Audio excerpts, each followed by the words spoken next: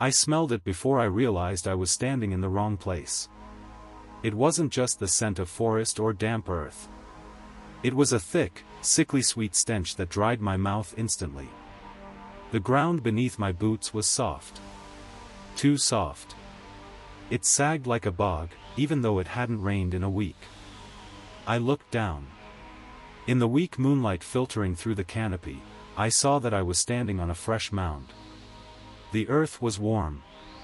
I could feel the heat even through the thick soils, as if it had just been dug. As if whatever lay beneath was still radiating the warmth of a living body. I shone my phone's light on the cross. An old, crooked piece of wood. No name. No birth date, no date of death. Just fresh, deep scratches near the base. Long grooves clogged with splinters. They were on the inside. As if someone had been trying to claw their way out.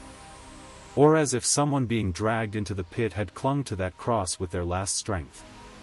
My name is Andre, and I don't believe in ghosts. But what happened that night at the old cemetery near Viborg made me believe that living people can be far more terrifying than the dead. It all began with a stupid attempt to save 20 minutes. I was driving back late at night from friend's dacha. The navigation app showed a red line of traffic on the main highway, some kind of accident involving a truck. The detour ran along an old dirt road that wound past abandoned settlements and through a stretch of forest. I took the turn. For the first 10 kilometers, everything was fine. The forest stood like a wall, the headlights pulling pine trunks out of the darkness. Then the car jerked. Once. Then again. The engine coughed and died. Silence fell instantly. I tried to restart the engine, nothing. The fuel gauge showed half a tank, the battery was new. The car had simply died. I stepped outside to open the hood, even though I knew nothing about repairs. There was absolute, ringing silence all around. No crickets. No wind. Just the smell of pine needles and something else, something rotten. My phone showed 1 weak bar of signal. The map took forever to load, but I managed to see that the nearest gas station was only 2 kilometers away, straight through the trees. If I followed the road, it would be a 5-kilometer detour. If I cut through the forest, 20 minutes on foot. I chose the shortcut. That was my first mistake. I climbed over a shallow ditch and went deeper into the trees. The path was barely visible, but it was there. 5 minutes later, the trees thinned, and I saw a fence. It wasn't just rusty wire. It was old wrought iron spikes, some of them fallen to the ground. A cemetery. Old, abandoned by the look of it. The path led straight through. I stopped. My mind said, go back to the car. But my legs were already aching, and the thought of sitting in a cooling cabin until morning was unbearable. I stepped over a collapsed section of fence. The air was different here. Heavy. Damp.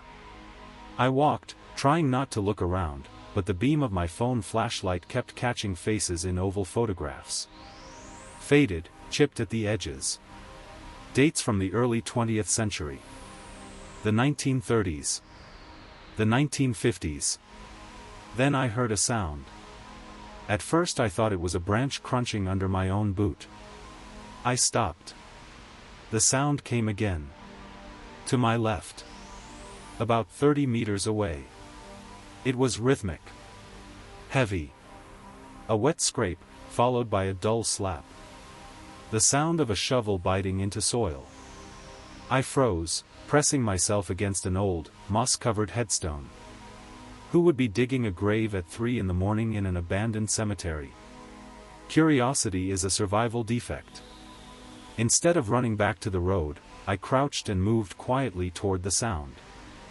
I told myself that if I saw a person, I'd feel calmer. Maybe it was a caretaker.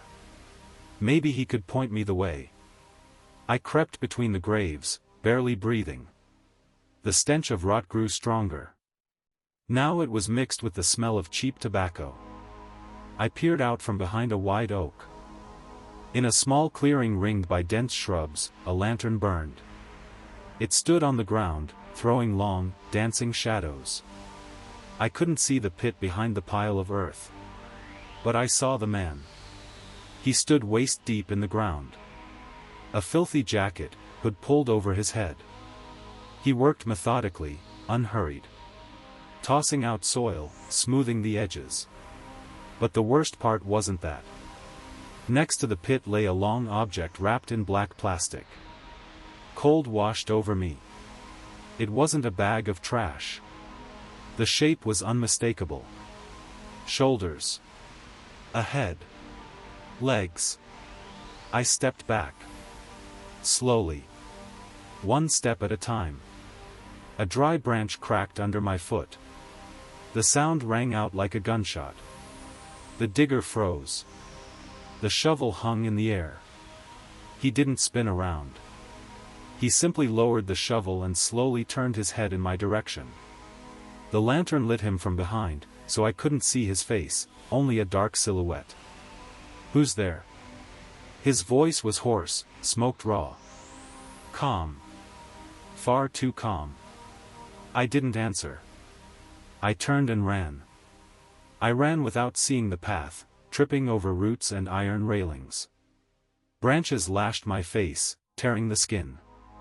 I thought I could hear heavy footsteps behind me, harsh breathing. I lost the trail. The cemetery became a labyrinth. Identical crosses. Identical leaning stones. I stopped to catch my breath and realized I was lost.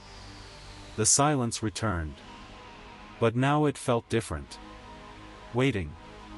That was when I smelled it again. The same smell I mentioned at the beginning. I stood in the dark, trying to slow my heartbeat. My phone showed 5% battery. I switched on the flashlight for a second to look around. And realized I was standing on a fresh mound. Warm earth. A nameless cross. Scratches. I stared at those scratches as my mind began assembling a puzzle I didn't want completed. The marks were fresh. The wood was light, not yet darkened by rain. But the soil was packed down. Then I felt a vibration. Not a sound, vibration. It came from underground. Right beneath my feet. A dull, barely audible knock. Knock. Pause. Knock. I jumped back, nearly falling into a neighboring fence. Someone was down there. Someone alive. Panic crashed over me. Should I dig? Call the police? I grabbed my phone. The screen flickered and went black. The battery was dead. I dropped to my knees and began clawing at the earth with my hands. It was loose, damp, and warm. I dug, tearing my nails, feeling no pain. "I'm coming." "Hold on," I whispered, not knowing who I was speaking to. I had dug down about 30 centimeters when my fingers hit something solid. Wood. Boards. It was a box. A crude box knocked together from rough planks. The knocking came again, directly under my palm. I flung the soil aside. I had to open it. I found the edge of the lid and hooked my fingers under it. The boards were nailed shut, but the nails hadn't gone in deep. I pulled with all my strength. The lid gave way with a horrible creak. The smell hit my face, concentrated ammonia and fear. I angled my dead phone toward the opening, hoping for residual glow from the screen or just catching the moonlight. The box was empty. Completely empty. At the bottom lay only an old, drained voice recorder. And a small speaker. I froze, staring at the device. The knocking came again. It was the speaker. A recording of knocking. Why? Why would someone bury a speaker that imitates sounds from a grave? The realization stabbed faster than a knife. This wasn't a grave. It was a trap. Bait. Someone knew people were curious. Someone knew that if a person heard knocking from underground, they wouldn't run. They would start digging. They would linger. They would turn their back to the forest. A branch snapped behind me. I didn't turn around. An ancient, animal instinct hurled me forward, over the open box. Where my head had been a second earlier, a shovel whistled down. Metal rang against stone, throwing sparks. I heard him curse. Loud. Vicious. "Stop, bastard." I ran like I never had before. I couldn't feel my legs. I tore through thorny brush, shredding my clothes. I burst onto the road, nearly getting hit by a passing truck. The driver, seeing me, filthy, covered in soil, eyes wild, hesitated before opening the door. I pounded on the glass so hard it nearly cracked. We called the police from the gas station. They arrived an hour later. I led them back to the place. Or thought I did. We found the clearing. We found the pit the man had been digging. It was empty. No body. No plastic-wrapped shape. But the second grave, the one with the speaker, we searched for 2 hours. When we found it, the pit was filled in. The ground was neatly leveled. Old leaves lay on top, as if no one had touched it in years. The cross was gone. The police looked at me like I was a junkie. "Kid, you've watched too many horror movies," the sergeant said, kicking the leaves. "This ground's settled. No one's dug here in 50 years. I tried to prove it. I dropped to my knees and dug in the same spot. Beneath the leaves and dirt was hard, rocky soil. There was no box. They fined me for a false call and disorderly conduct. Said I might have sabotaged my own car to get attention. I left on a tow truck. But I know what I saw. And I know what I heard. 3 months passed. I changed my phone number. I moved to another district. But yesterday, coming home from work, I found something in my mailbox. A small, dirty envelope with no stamps. Inside was a piece of old, grayed wood. A splinter. One side was smooth. The other was carved with deep grooves. Fingernail scratches. And a note. One word, written in a crooked hand. Almost. Now I sleep with the light on. And I never, do you hear me, never take shortcuts again. Because I know this, he wasn't just hiding bodies. He was hunting. And he knows where I live.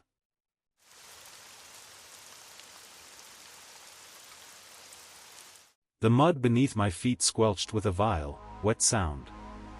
I took a step, and my boots sank far too deep into the ground, almost to the ankle.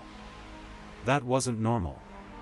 Cemetery soil is usually packed down over decades, hard as stone even after rain. But here it was soft. Yielding. I tried to pull my foot free, but the sole slipped, and I lost my balance, dropping to my knees straight into the muck. The sensation was as if I'd lowered myself not into clay, but into a basin of wet, thawed meat. A cold, sticky substance clung to my jeans. And then the smell hit me. Sweet. Heavy. The smell of rotting flowers mixed with something metallic and nauseating. My stomach clenched violently. I pressed my palms into the ground to push myself up, and my fingers touched something that was neither a root nor a stone. I tugged it toward me. In the dim moonlight filtering through the clouds, I saw a filthy, water-soaked scrap of denim fabric. With a rivet. That was the moment an icy sweat broke over me. This wasn't a fresh grave dug by a caretaker. It was a pit filled in hastily. And whoever lay beneath was wearing the same kind of clothes I was. This happened to me 3 years ago. I still can't sleep with the window open when damp air drifts in from outside. If you think cemeteries are scary because of ghosts, you're wrong. Living people are far more terrifying. That evening, everything went wrong from the very beginning. I stayed late at friend's place on the other side of the city. We'd been playing console games, drinking cheap beer, and I missed the last bus. As a student, I naturally had no money for a taxi, and my phone betrayed me with a glaring 4% battery. Walking home meant about 7 kilometers on foot. The route was simple if I stuck to the lit avenues, but that would take nearly 2 hours. There was another way, though, through an old district, past an industrial zone and the city cemetery. It cut the distance almost in half. Young, cocky idiot that I was, I chose the second option. The rain started after I'd passed the residential blocks and reached the concrete fence of a factory. It wasn't a downpour, just a fine, nasty drizzle that soaks your clothes instantly and turns dust underfoot into a slick film. Streetlights here worked every other one, and the ones that did buzzed ominously, flickering with a sickly yellow glow. I reached the cemetery's wrought iron gates around 2 in the morning. They were chained shut, but I knew that about 50 meters to the left there was a breach in the wall. Local teenagers often used it to sneak in and drink on old crypts. I wasn't planning to linger, I just wanted to cut straight through and come out near my neighborhood. As soon as I squeezed through the hole in the fence, I felt the atmosphere change. The city noise, the hum of traffic, distant sirens, was as if sliced away.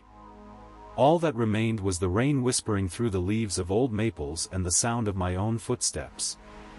The alley was narrow, the asphalt long cracked and overgrown with moss. Tombstones loomed on both sides. Some were ancient, with leaning crosses, others ostentatious granite slabs from the 90s. I turned on my phone's flashlight, trying to save battery, and aimed it only at my feet so I wouldn't trip. After about 10 minutes, I realized I'd gone the wrong way. The main path should have run straight, but in the dark I must have drifted onto a side trail. The space around me tightened.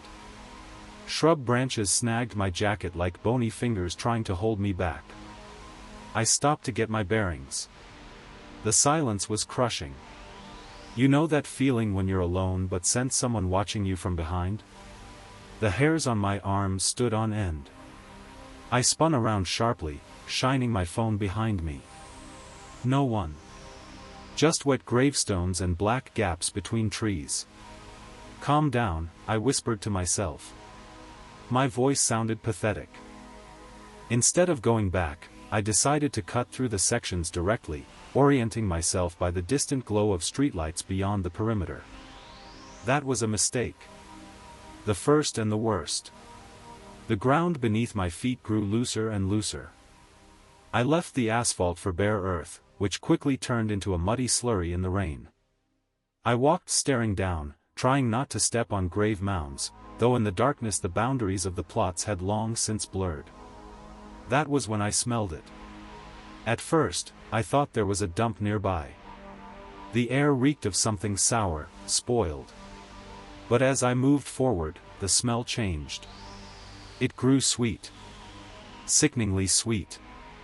The way lilies smell after standing in a vase for 2 weeks, when the water has gone foul. And mixed into it was another note, a heavy, metallic smell of raw meat. I covered my nose with my sleeve, trying to breathe through the fabric. My phone flickered, 2%. Damn it, I thought. Not now. Ahead, a small clearing appeared.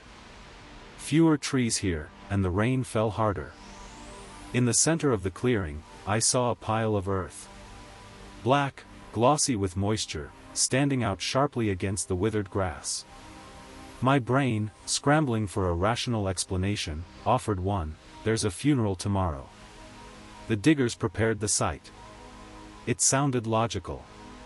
But something inside me, some ancient survival instinct, screamed that I needed to run. I should have gone around the mound. But the path was narrow, with tight rows of fences on either side. I had to pass close to the heap. I took a careful step, but the mud at the edge of the path slid away. My foot slipped. I flailed, grasping at empty air, and fell straight onto the slope of the fresh mound. And that brings us back to the moment where I began. My palms sank into the soil. It was warm. Not hot, but warmer than the surrounding air. It defied physics. The rain had been falling for an hour, the ground should have cooled. But it was warm, as if it were rotting from the inside. I tried to stand, and the mud slurped, reluctantly releasing my hands. The texture was revolting, greasy, oily. I wiped my palm on my jacket, and in the dying beam of the flashlight I noticed the dirt under my nails had a strange, brownish tint. Not black, like rich soil. Brown.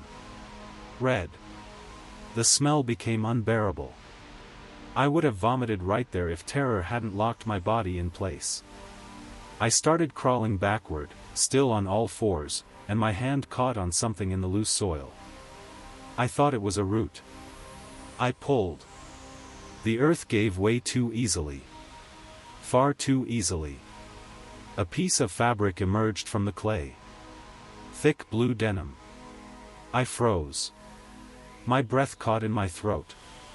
I tugged a little harder, and the fabric yielded, revealing a sneaker.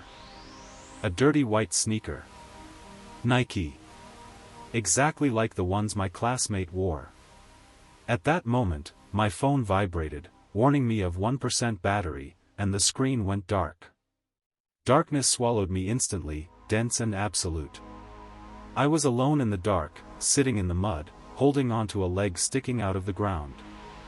The panic that had been a cold snake in my gut exploded into a hot wave. I flung the sneaker away, or the leg, I didn't know if there was a foot inside it, and I didn't want to find out, and scrambled backward, scraping the skin off my palms on stones and branches. Then I heard a sound. It wasn't wind. And it wasn't rain. It was a rhythmic, heavy sound of metal striking earth. Scrape. Thud. Scrape. Thud. Someone was digging. The sound came from the other side of the mound, about 10 meters away. Between the rain and my panic, I hadn't heard it earlier. Or maybe whoever was digging had paused while I fell. I froze, turning into pure listening. The sound stopped. Who's there? The voice was hoarse, male. It didn't sound frightened. It sounded irritated, dangerously calm. I clamped a hand over my mouth, afraid even to breathe. My heart pounded so hard I thought the blows would echo across the cemetery. A powerful flashlight beam cut through the darkness. It swept across the treetops, over the monuments, and then dropped lower, toward the ground. Toward the place where I had fallen. I lay behind an old, leaning gravestone, pressed into the wet grass.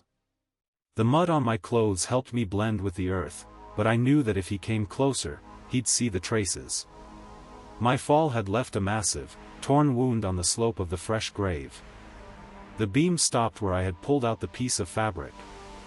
Damn it, the man cursed. I heard heavy footsteps. Boots squelching through the mud. He reached the pit. I couldn't see him, only the glow of the flashlight, but I heard his labored breathing. He was doing something. The sound of a shovel biting into earth. He was burying what I'd uncovered. I know you're here, he said suddenly, louder. I heard you fall. Come out, kid. We can talk. You were just passing through, right? His voice was deceptively soft, like that same rotten mud. But steel rang beneath it. I knew that if I came out, I'd be the next one in that pit. There was room for two. He started moving. The flashlight beam jerked in my direction. I squeezed my eyes shut, pressing my face into the moss on the old stone. The light slid over the top of the gravestone I was hiding behind, illuminating my hand for a split second. I jerked it back, but was it too late? Had he seen it? Silence. Only rain drumming on his hood. Then the footsteps resumed. But now they were moving away. He was circling around to check the bushes from the other side. It was my chance. My only one. Slowly, trying not to make a sound, I rose into a crouch. My legs trembled so badly I could barely stand. I took off my sneakers. Yes, right there. They squelched with every step and could give me away. I stayed in my socks on the icy, wet ground. I ran. I didn't run toward the exit, that was where the man had come from. I ran deeper into the cemetery, into its oldest, most overgrown section, hoping to climb the fence on the other side. I ran without feeling the pain of branches whipping my face. I stepped on sharp stones, on shards of glass, but adrenaline drowned it all out. Behind me, I heard a shout. "Stop, bastard!" And immediately after it, the sound of a shot. Dull, like a firecracker going off underwater. The bullet tore a chunk of bark from a tree half a meter from my head. I didn't look back. I zigzagged between fences like a hare. I fell, got up, ran again. It felt as if it wasn't a man chasing me, but death itself, soaked in the stench of sickly rot. I don't remember how I reached the fence. It was a high brick wall. I jumped, hauled myself up, shredding my fingers to blood, and toppled over to the other side, crashing onto the sidewalk of a busy street. I lay on the asphalt in the rain, staring at passing cars, and laughed hysterically. People in those cars probably thought I was a drunk junkie. I was caked in mud, barefoot, wearing a torn jacket. I made it to the nearest gas station and asked them to call the police. When they arrived, I told them everything. About the smell. The warm earth. The sneaker. They listened skeptically, but went to check it out. They kept me at the station until morning. Then an investigator came out. He had a gray, exhausted face. He sat across from me, set a pack of cigarettes on the table, and said, "We found the place you told us about." I leaned forward. "And? Did you find the body?" He paused, lighting a cigarette. The ground there really had been dug up. Fresh. But we excavated all the way down to the subsoil. It's empty, kid. No body. No clothes. Just dirt. I froze. But I saw it, I shouted. I touched it.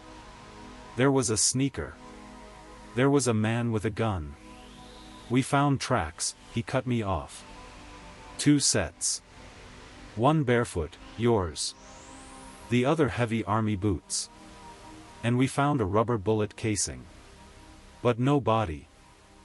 They let me go. Wrote it all off as me stumbling into some kind of criminal business that had already been cleaned up. Or that I'd interrupted someone hiding something else, drugs, money. But I know what I felt. That mud was meaty. That smell can't be confused with anything. And that sneaker. A week later, the news ran a story about a missing student. The guy had been missing for 2 months. His name was Anton. In the photo, he was wearing a blue denim jacket. His body was found in the spring, after the snow melted, in a forest belt 30 kilometers from the city. The official cause was hypothermia. But I read the forums. People wrote that there were traces of clay on his clothes that doesn't exist in that forest. Clay mixed with old lime and brick dust. The kind you find only in old city cemeteries. I never take shortcuts anymore. And I threw away everything I was wearing that night. Even after 3 washes, when I brought the jacket to my face, I could still smell it. Sweet. Sticky. The smell of fresh earth and something that belongs far beneath it. Good night. And don't stare into the darkness for too long. It might start digging its way toward you.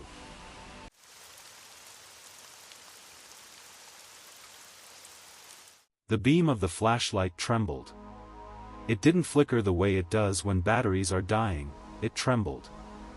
The cone of light jittered across an old gravestone, snatching fragments of chipped lettering and patches of moss from the darkness, as if the hand holding it were seized by convulsions or shaking from utter exhaustion. But there was no one around.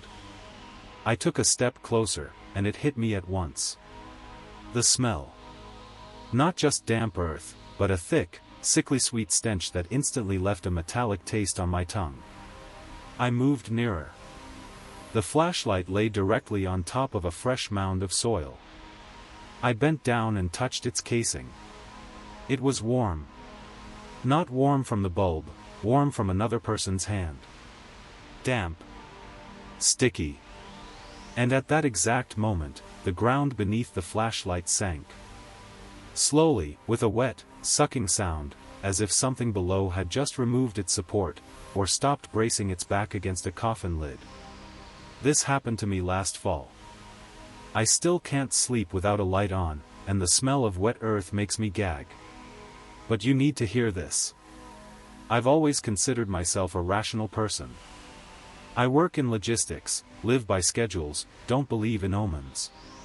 If a black cat crosses the road, I assume it's looking for food. But what happened that night stripped away every shred of skepticism I had, replacing it with a sticky, animal terror. It all began with a choice. A banal, stupid choice we make every day to save time. It was late October. I was heading home from a friend's place. We'd stayed up too late. It was around 2 in the morning. Buses had stopped running, taxis were outrageously expensive due to some app glitch, and walking the long way through residential blocks meant adding 40 extra minutes. There was another route. Straight through the old city cemetery. By day, it looked peaceful enough, wide paths, ancient oaks, silence. But at night, the gates were usually chained shut, but locals knew that along the garage side, the iron bars were bent far enough apart for an adult man to squeeze through. I stood by that gap in the fence, staring into the darkness. A cold autumn wind cut straight through me, forcing me to hunch inside my light jacket. To hell with it, I muttered. 20 minutes, and I'm home. I slipped through the bars. The metal was icy and rusted, leaving a reddish smear on my sleeve. The moment I was inside, the city sounds vanished. Traffic noise, distant sirens, everything was cut off as if by an invisible wall. All that remained was the crunch of gravel under my sneakers and the wind in the treetops, which now looked like black skeletons stretching their arms toward a starless sky. I turned on my phone's flashlight. The beam was weak, barely reaching a couple of meters ahead, pulling crooked crosses and oval photographs from the dark. The faces stared through me, their smiles, in the trembling light, looked like grimaces. I quickened my pace. The main path was straight, it was impossible to get lost. I just had to keep moving, not look around, and not think about what lay beneath 2 meters of soil below my feet. About halfway through, as I passed an old section with graves from the late 1990s, I smelled it. At first, it was just dampness, rotting leaves and wet clay. But with each step, something else crept in. Something sharp. Nauseating. The smell of meat forgotten in an unplugged fridge for a week. I stopped and sniffed the air. The wind was blowing straight at me, carrying the stench. I shone my phone ahead, but the beam dissolved into a fog rising from the ground. And then I saw it. About 50 meters ahead, slightly off the path, a light was burning. It wasn't a street lamp, the cemetery lights hadn't worked in over a decade. And it wasn't headlights. It was a narrow, focused beam, like that of a powerful camping flashlight. It was trembling. The light jerked up and down, side to side, erratic and nervous. As if someone were holding it and their hand was shaking violently. My first thought was logical. Someone else had taken the shortcut. Or maybe the groundskeeper was making rounds. But the cemetery guards were old men who didn't care about anything, they sat in a booth by the main gate drinking tea. This light was deep inside the grounds. "Hey!" I called out. My voice sounded weak and dull, swallowed instantly by the fog. The light didn't steady. It didn't turn toward me. It kept dancing in place, illuminating a slab of granite and a pile of earth beside it. Curiosity is the worst trait in horror movies. I always laughed at characters who go investigate strange noises. But in reality, fear mixes with the need to understand, to regain control. The unknown is the most terrifying thing of all. I stepped off the gravel path onto soft, wet ground. The grass muffled my footsteps. I turned off my phone's flashlight so I wouldn't give myself away, and waited a few seconds for my eyes to adjust. The only guide left was that trembling beam ahead. I crept forward slowly, hiding behind headstones. The smell became unbearable. Now, mixed with the rot, was a distinct chemical tang. Formaldehyde? Bleach? When I was about 10 meters away, I froze behind a wide black marble monument and cautiously leaned out. What I saw made no sense. There was no one there. Among the old graves was a fresh one. The earth had been dug up, a clay mound rising like a grotesque hump. And right on top of it lay a large yellow flashlight. It was lying on its side. But the light was shaking. How was that possible? If a flashlight lies on the ground, its beam should be steady. Yet the shadows around it danced like mad. I must have stared for a full minute, my brain scrambling for an explanation. An optical illusion? A branch cutting through the beam? I stepped out. Is anyone here? I asked again, louder this time. Silence. Just wind and the whisper of dry leaves. I approached the grave. The smell hit me so hard my eyes watered.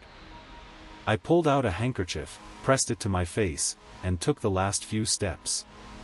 The flashlight lay on loose, wet soil. It was an expensive, heavy-duty spotlight with a rubberized handle. And it really was moving, vibrating ever so slightly, which made the beam jump across the neighboring headstone. Why was it vibrating? I reached out. My fingers touched the yellow plastic. Shock ripped through me like an electric jolt. The handle was hot. Not warm, hot. Damp and sticky. As if someone had been gripping it with all their strength just seconds ago. A sweaty, living hand. I yanked my hand back and looked at my fingers. In the faint glow, I saw something dark and thick on them. Dirt? No. It was clay sludge mixed with something brownish. And then I understood why the flashlight was trembling. The ground beneath it was moving. It wasn't mechanical vibration. It was the grave itself. The mound of earth rose and fell, barely perceptibly. Rhythmically. Slowly. Inhale. Exhale. The earth was breathing. Cold locked my legs in place. I wanted to run, but my body wouldn't obey. I stood there, watching as a clump of clay slowly slid downward under the flashlight's weight, opening a narrow crack in the loose soil. A sound came from the opening. It wasn't a groan or a scream. It was the sound of air being drawn in. A wet, sucking noise, like someone with a punctured lung trying to breathe through a layer of dirt. A long, ragged inhale. Then the flashlight dropped. The ground beneath it simply gave way, forming a small sinkhole, as if a void below had suddenly expanded. The flashlight flipped, its beam shooting straight up into the foggy sky, blinding me for a second, before it fell into the hole. Now the light shone from beneath the ground, illuminating the jagged edges of the collapse. I should have run. Any normal person would have. Instead, I stepped closer and looked inside. The pit was shallow, maybe half a meter. Someone had dug up an old grave, but not all the way. At the bottom, in the mud, lay the flashlight. Its beam revealed what was below. There was no coffin. There was a burrow. A narrow tunnel slanting downward, about the width of a man's shoulders, crudely dug by hand. The walls were gouged and scratched, broken fingernails were embedded in the clay. And a face was staring up at me from inside. It was upside down. Pale, smeared with earth, eyes wide open and completely black. The mouth was stretched into an unnaturally wide grin, packed with dirt. But the worst part wasn't the face. It was what I saw beside it. A hand. A long, pale hand slowly reaching for the fallen flashlight. Fingers closed around the handle. The creature, or the person, didn't look at the light. It looked straight at me. And it smiled. Dirt spilled from its mouth, revealing yellowed, filed-down teeth. "Help me," it whispered. The voice sounded like it came not from a throat, but from the wet earth all around me. That was when my brain finally snapped back online. Survival instinct flooded my blood with adrenaline. I screamed. Louder than I ever have in my life, and bolted. I slipped on the wet grass, crashed to my knees, tore my jeans, scrambled up, and ran. I don't remember reaching the main path. I heard sounds behind me, heavy, fast impacts against the ground. As if something were running on all fours, flinging clods of dirt. I didn't look back. I ran for the exit, for that gap in the fence. My lungs burned, my heart hammered in my throat. I could feel the nauseating stench right at the back of my neck. I burst through the fence, scraped my side on the bars, spilled onto the asphalt, and kept running, toward streetlights, people, cars. I stopped only at a 24-hour convenience store with a guard and security cameras. I stood there, shaking violently, covered in mud, trying to breathe. The guard came out, asked if I needed help, if he should call an ambulance. I couldn't speak. I just stared at my hands. On the fingers of my right hand, the one that touched the flashlight, a strange substance was drying. It wasn't just dirt. Under the store's lights, I saw it clearly, clay mixed with something dark red and viscous. Blood. Cold blood. The next day, forcing myself through the fear, I called the police anonymously. I said I'd seen vandals digging up graves. I didn't mention the face. Or the tunnel. They would have thought I was insane. A week later, a tiny article appeared in the local paper. A grave had indeed been found disturbed. An old burial from 1998. The article said vandals had dug up the coffin but failed to open it and abandoned the site. But there was one detail that still freezes my blood. Police found a flashlight at the scene. An expensive yellow spotlight. It had fingerprints on it. Mine, because I touched it. And someone else's. Those prints did not belong to a living person. In the database, they matched a man officially buried in a neighboring section 3 years earlier. And the worst part. The earth around the grave where I found the flashlight hadn't just been dug up. Experts determined the tunnel hadn't been dug from the outside. It had been dug from within. From deep beneath the cemetery, connecting old graves into a network of underground passages. The flashlight hadn't been lost. It had been placed there deliberately. As bait. Like an anglerfish in the deep ocean lighting a lure to draw in prey. Whatever was sitting in that burrow wasn't waiting for help. It was waiting for me. And sometimes, when I'm walking home late and see a trembling point of light in a dark park, I freeze. I remember the warmth of that plastic handle. Warmth that could not have belonged to the dead. And I run.